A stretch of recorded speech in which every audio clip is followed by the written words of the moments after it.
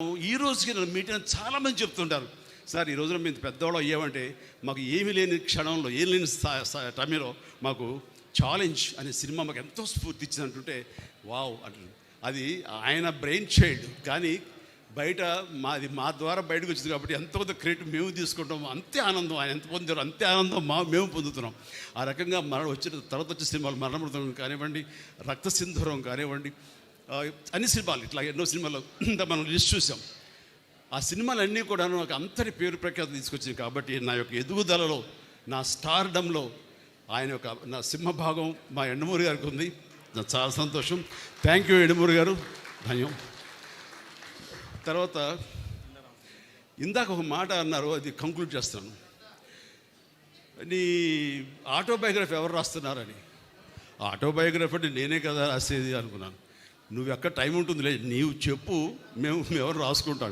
నీకేమైనా ఇంట్రెస్ట్ ఉందా? ఖచ్చితంగా చెప్తే రాస్తాను. నిజంగా ఎండమూరి లాంటి గొప్ప స్టార్ రైటర్ ఎవరు అన్నా ఒప్పుకోకుండా ఉండదనుకోండి, ఎవరు ఒప్పుకు తీరాల్సిందే. ఒకే ఒక స్టార్ రైటర్ ఎవరైనా తెలుగులో ఉన్నారంటే అది ఎండమూరి వీరేంద్రనాథ్ గారు. అలాంటి గొప్ప కలం బలం మేధస్సు ఉన్నటువంటి ఎండమూరి వీరేంద్రనాథ్ ఈ రోజున నా ఆటోబయోగ్రఫీ రాస్తాను అన్న మాట అనడమే నాకు ఎంతో ఉత్సాహాన్ని ఇచ్చింది. అందుకని ఇది ఎలాంటి అత్యద్భుతమైనటువంటి వేదిక. అండ్ మా వైఎల్పి గారి సమక్షంలో ఇది జరిగింది, ఇది జరిగి తీరుతుంది. ఆల్రెడీ ప్రాసెస్లో ఉందన్నాను, కానీ దానికి కన్సాలిడేట్గా కాంక్రీట్గా లేదు. అండ్ ఎండమూరి గారు అన్నారు, మీ మాట చొప్పున అనేస్తున్నాను, ఇట్స్ ఎ కమిట్మెంట్ పబ్లిక్లో. Done. Thank you very much. Right. ఇక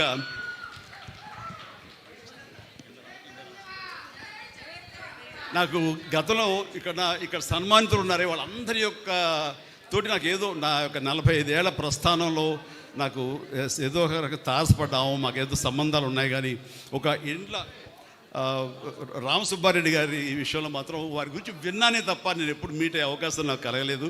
అండ్ వారి గొప్ప మానసిక శాస్త్రవేత్తలు, డాక్టర్ అని విన్నాను.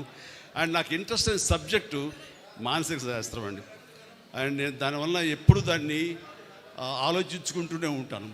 నాకు గురువులు ఎవరు లేరండి, కానీ మీలాంటి వాళ్ళ రైటప్స్ కానివ్వండి, మీలాంటి వాళ్ళ మాటలు కానివ్వండి, ఇవన్నీ యూట్యూబ్లో అక్కడ వినటం, లేకపోతే ఇలాంటి పెద్దలు చెప్పినప్పుడు వినటం, ఇదంతా కలిపి నాలో ఒక లెసన్స్ లాగా ఒక మార్పును తీసుకొచ్చినాయి. అందుకు రకంగా పరోక్షంగా మీరు నాకు ఎన్నో కరెక్షన్స్ చేశారు. ఇందాక మీరు అంటున్నట్లుగా ఈ రోజున ఈ యొక్క మనం వెళ్ళే ఈ స్పీడ్ యుగంలో మనకి ఎన్నో మానసిక రుగ్మతలు లోనైపోతుంటాం.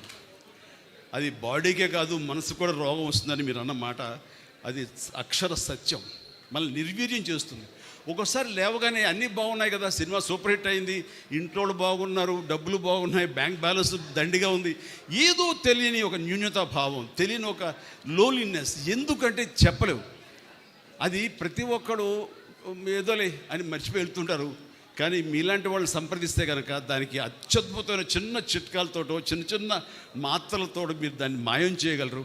అది మీలాంటి వాళ్ళ యొక్క ఆవశ్యకత ఎంతైనా ఉంది. అది గుర్తించి అందరూ ఉపయోగించుకుంటే కనుక అది అందరికి ఉపయోగపడుతుంది, అందరి జీవితాలకి అది మెరుగవుతుంది. ఆ రకంగా మీకు ఈ రోజున సన్మానం చేయటం, మీలాంటి వాళ్ళు గుర్తించి మా వైఎల్పి గారు ఈ స్టేజ్ మీద మీకు సన్మానించే అవకాశం అందరికి ఇవ్వటం మా అదృష్టం. Thank you sir. అలాగే మా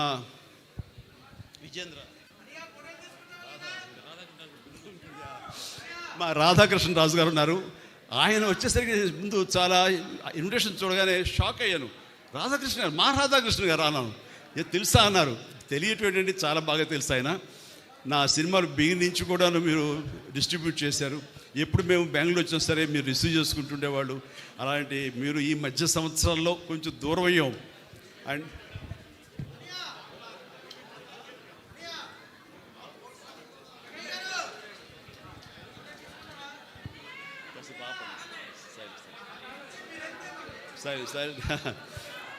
సరే ఆ రకంగా ఎన్నో సినిమాలు బిగినించి నా సినిమాల్ని కర్ణాటకకి పరిచయం చేసి కర్ణాటకలో డిస్ట్రిబ్యూట్ చేసి నా ఇమేజ్ ఆంధ్రప్రదేశ్ తర్వాత కర్ణాటకలో నా ఇమేజ్ అంత పెరిగింది. రాజకుమార్ గారు లాంటి ఆయన నన్ను పిలిచి, ఏమయ్యా మీ సినిమా హుబ్లీలో ఇంత అత్యద్భుతంగా ఆడుతుంది, హుబ్లీ అనేది హార్డ్ కోర్ కర్ణాటక బెల్ట్, అలాంటి హుబ్లీలో నీ సినిమా దొంగ మొగుడు మన ఘరణ మొగుడు ఇవే ఆడుతున్నాయి, రికార్డ్ బ్రేక్ చేసి అంటే కనుక అది చాలా గ్రేట్ అంటూ మిమ్మల్ని ఓన్ చేసుకుంటారు మా కన్నడిగులు అంటుంటే కనుక దానికి అవకాశం ఇచ్చింది, దానికి నాంది పలికింది మీరు రాధాకృష్ణరాజు గారు. Thank you so much. ఈరోజు మేము రావటం, మీరు కలవడం చాలా ఆనందంగా ఉంది. ఇక మన నెల్సన్ గారా, Wilson Sudhakar. So Wilson Sudhakar గారు కూడా కలిసాను. ఆయనతో కూడా నాకు పరిచయం ఉందన్న విషయం ఆయన చెప్పేంత నాకు తెలియలేదు. అలాంటి పర్యాటక నేను మంత్రిగా ఉన్నప్పుడు ఆయన పర్యాటన శాఖకు సంబంధించినటువంటి ఇది ఆయనకి పర్యాటనకి సంబంధం ఉంది. అలాంటి వారికి సన్మానం జరగటం ఉంది, చాలా సంతోషం. ఇలా ప్రతి ఒక్కరిని గుర్తించారు. మరీ ముఖ్యంగా నాకు చాలా సంతోషం అనిపించింది, రామారావు గారి దగ్గర ఒక లాయల్టీ తోటి పనిచేసేటువంటి వారి డ్రైవర్ని, మన సెక్యూరిటీని, వారిని పిలిచి పిఏ గారిని పిలిచి సన్మానించడం అనేది చాలా అత్యద్భుతం. అలాంటి వారిని చేయటం అన్నది, అలాంటి వాళ్ళు గుర్తించడం అన్నది ఈ రోజున మన సంస్కారవంతులైనటువంటి వైఎల్పి గారిది. ఇది అయిన తర్వాత ఇక్కడ నాకు కంక్లూడ్ చేస్తున్నాను. ఇక్కడ నాకు పరిచయమైనటువంటి మరొక పెద్దలు, ఆయన జస్టిస్ ఆకుల శేషసాయి గారు. ఆయన ఇప్పుడే పరిచయం అయ్యారు. ఆయన సౌమ్యత, ఆయన సున్నితత్వం, ఆయనతో మాట్లాడిన ఇది చూస్తే చాలా నాజుగ్గా చక్కగా మాట్లాడతారు చాలా అనుకున్నాను. కానీ స్టేజ్ మీద ఆయన మాట్లాడిన మాటలు చూస్తుంటే డైనమైట్ లాగా మాట్లాడుతుంటే ఆయన వావ్ అనిపించింది. అండ్ ఆయన మాట్లాడిన ప్రతి మాట అక్షర సత్యం. అలాంటి వారితో నాకు పరిచయ భాగ్యం కల్పించినందుకు నాకు చాలా ఆనందంగా ఉంది. అండ్ యంగ్ అండ్ డైనమిక్, ఫ్యూచర్లో మంచి అన్ని రకాలుగాను గొప్ప రాజకీయ నాయకుడు అవడానికి యంగ్స్టర్స్ రావాలి, కొత్త బ్లడ్ ఇన్ఫ్యూజ్ అవ్వాలి. అప్పుడే మన రాజకీయ వ్యవస్థ అనేది చాలా మంచి దారి అంటే వెళ్తుంది. అలాంటిది ఎలా కనిపెట్టు నీ గురించి చెప్తానని. ఐ లవ్ యూ కృష్ణుడు. సో శ్రీకృష్ణదేవరాయలు మాకందరికీ ఎప్పటి నుంచో ఆరాధించేటువంటి చరిత్ర ఉన్నటువంటి మహాచక్రవర్తి. ఆ పేరు పెట్టుకున్న మన లావు రత్నం గారి అబ్బాయి, రత్తయ్య గారి అబ్బాయి లావు శ్రీకృష్ణదేవరాయలు మంచి భవిష్యత్తు ఉండాలి. అండ్ తను అసెంబ్లీ పార్లమెంట్లో మాట్లాడే మాటలు కానివ్వండి, తను తీసుకునే ఇష్యూస్ మీద ఆయన ఫైట్ చేయడం కానివ్వండి, ఆయన వాగ్దాటి కానివ్వండి, ఇంగ్లీష్ అవని తెలుగు కానీ ఇలాంటి డైనమిక్ రాజకీయ నాయకులు రావాలి, ఇలాంటి ఎడ్యుకేటెడ్ పర్సన్స్ రావాలి. వీళ్ళకి నిజమైనటువంటి ఏంటంటే ప్రజాసేవ చెయ్యాలి అనే ఒక కాంక్ష తప్ప నాన్నగారు సంపాదించిన సంపాదన చాలు, కొత్తగా సంపాదించాల్సిన అవసరం లేదు. కాబట్టి ఆ ధ్యాస ఉండదు. ఓన్లీ ధ్యాస అంటే అభిమానం సంపాదించుకొని మనం రాజకీయంగా ఏదో ఇది చేసాం, మనం ఈ అభివృద్ధిలో మనం పాలు పంచుకున్నాం, మనం భాగస్వాములం, నా వలన ఈ అభివృద్ధి జరిగింది అనేటటువంటి పేరు కోసం వాళ్ళు పరితపిస్తారు, దానికోసం అహింస చేస్తారు. నాకు అనిపించింది. And good, all the very best for your future endeavours. Exercise చేయండి, బాగా చేస్తారు. Thank you. అండ్ నాకు ఈ అవకాశం ఇచ్చినటువంటి మా పెద్దలు వైఎల్పి గారికి, శ్రీమతి వైఎల్పి గారికి నాకు హృదయపూర్వక ధన్యవాదాలు తెలియజేస్తాను. జై హింద్.